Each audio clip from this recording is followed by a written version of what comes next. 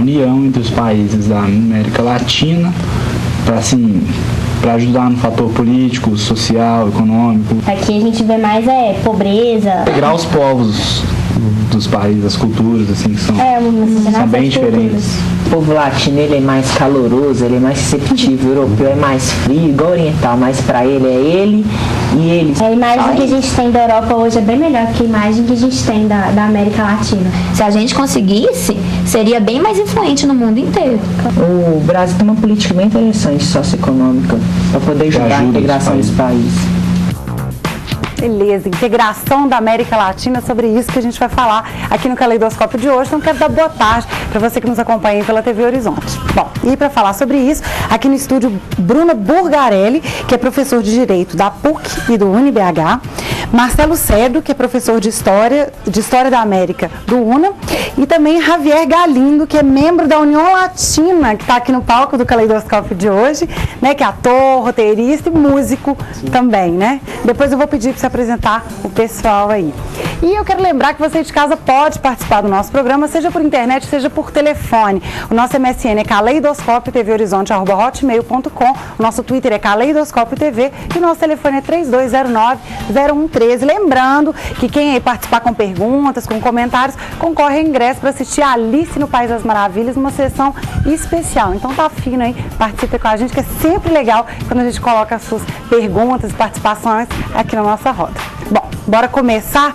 Marcelo, quando a gente fala de América Latina, a gente está falando de quais países?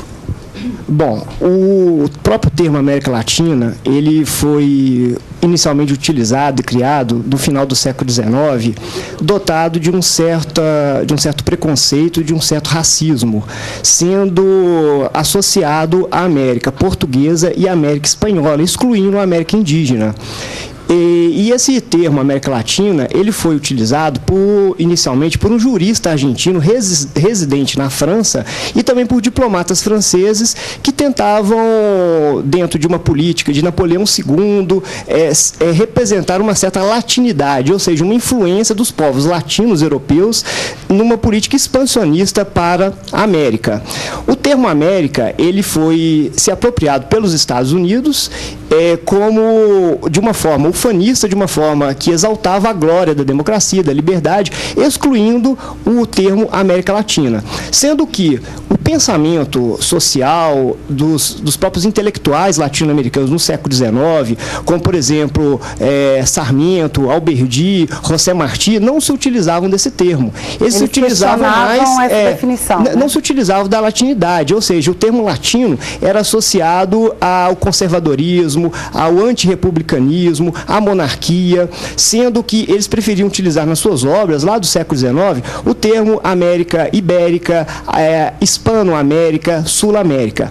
Porém, esse termo, ele vai ser novamente reutilizado a partir dos anos 40, década de 1940, 1950, aí sim pelos Estados Unidos, né, de uma forma mais específica, como se fosse uma forma assimétrica, a América, que era representada por eles, e o restante da América, excluindo de forma bem contumaz a população indígena, os costumes indígenas, e sempre atribuindo essa latinidade como fruto da colonização europeia. Então, o termo América Latina, até dentro da pauta da discussão de hoje, é de uma forma muito difícil de haver uma homogeneidade na sua utilização e também nessa sua forma de integração que já foi visualizada ao longo do século XX. Vários blocos, siglas imensas, né, tentando haver uma tentativa de cooperação econômica, cooperação mútua, integração e a dificuldade de ser percebido essa eficaz integração. Fica muito mais nas propostas do que nas práticas. Bruno, por que é tão difícil? Acho que o Marcelo aí já levantou algumas possibilidades, mas por que a gente vê tantas tentativas frustradas de formar um bloco latino-americano? Eu sempre aponto dois fatores preponderantes nessa dificuldade. O primeiro deles é o desequilíbrio econômico. Por mais que você pegue, a América Latina tem uma marca histórica de subdesenvolvida. Mas mesmo, né, com essa marca histórica, que também é contestável, né, por vários fatores, nós temos dentro desse bloco países muito mais desenvolvidos que outros economicamente falando.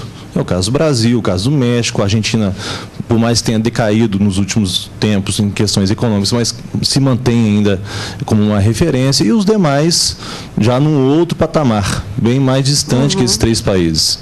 Então, isso pode criar um problema, e tem criado um problema histórico de integração, porque é diferente da Europa. A Europa é um pouco mais homogênea em questões econômicas, muito embora também há diferenças.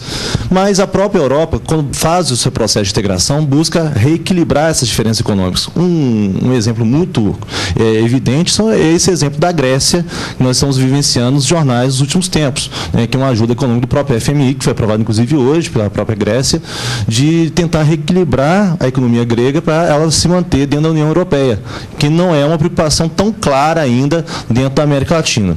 E o segundo fator, que talvez seja o mais importante, é a instabilidade política da América Latina dos últimos anos, dos últimos tempos, das últimas décadas. Porque somente agora nós temos uma onda um pouco mais de estabilidade democrática. Mas, mesmo assim, temos um exemplo recente de Honduras, né, que houve um golpe de Estado em que mostra, mesmo em pleno século XXI ainda, um movimento golpista em alguns países latino-americanos. Então, você pensa bem, você faz um pacto político, econômico, jurídico com um país da América Latina X qualquer.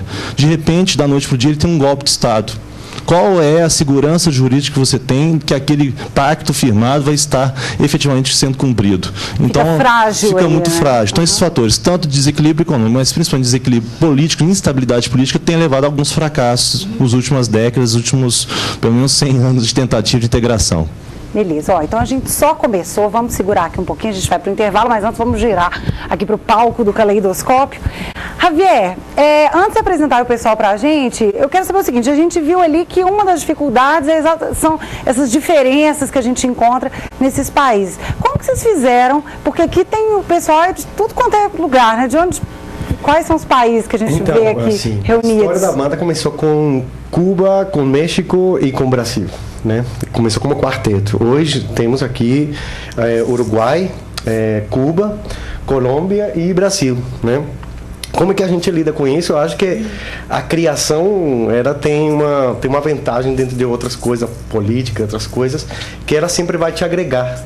Né? Cada um dos músicos, do artista conhece, sabe, ele vai aportar por ele mesmo, entendeu? Vai colocar ele sem muito raciocínio, entendeu? Mas com a ideia de agregar. Então, no final das contas, essa união latina que fica aqui tem esse caráter, né? Não se trata de não, isso não vai aí. Simplesmente como é que a gente, aquilo que você está colocando aí, como é que eu recebo e para agregar, para colocar dentro de um todo, uma coisa que é maior. Então, ao contrário, quando a gente fala ali de economia, diferenças econômicas ou políticas, a arte tem essa capacidade de agregar. Mais um processo de criação, né? Legal. Porque tem essa coisa assim mais... Né, tem que estar todo atento, né? Desperto a tudo, né? Legal. Então, antes da gente ouvir esse resultado, apresenta aí pra gente o pessoal. Bom, então, o Dadier, ele é de Cuba, Rafael, brasileiro, Júlio Ponço, brasileiro também, Eber, Brasil também, a Rosita, cubana, Bruno, de Brasil, Natália, também daqui do Brasil, Leo, de Brasil, Gilberto de Brasil e Emiliano de Uruguai. Então, essa é a legal. Então vamos ver o resultado disso? El Negro Palmado. Bora.